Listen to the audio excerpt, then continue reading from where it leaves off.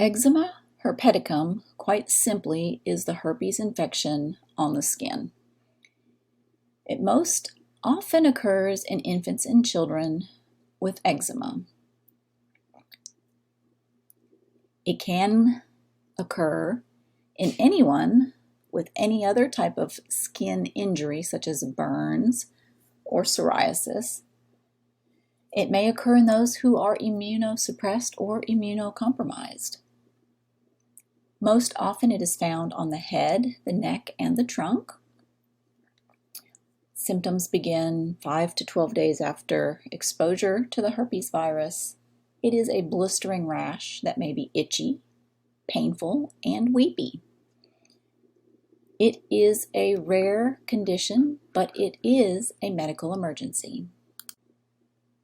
The rash appears suddenly. It is monomorphic. They are dome-shaped and usually filled with pus. Once they rupture, they have a characteristic punched-out looking erosion. They do often form honey-colored crusts. They are itchy and painful. A cold sore may be the initial symptom. Eczema herpeticum is accompanied by malaise, fever, chills, and lymphadenopathy.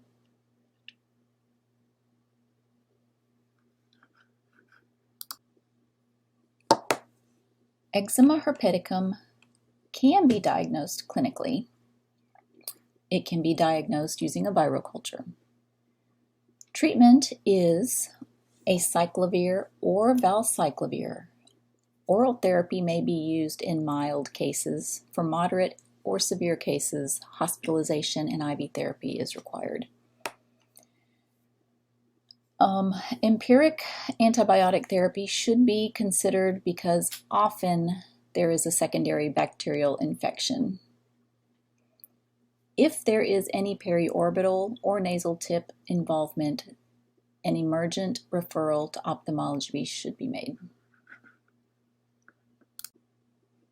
Complications include a bacterial superinfection, bacteremia. This is often misdiagnosed initially as impetigo. It spreads and progresses quickly. It may spread to the brain and spinal cord.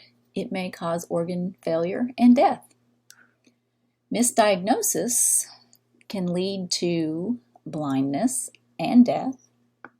It may cause scarring. It may recur, and it is contagious. With prompt treatment, the prognosis is generally good. Patients require close monitoring after the completion of treatment because up to 50% will experience a reoccurrence. Because the occurrence of eczema herpeticum most often happens during eczema flares, managing the eczema is key in prevention.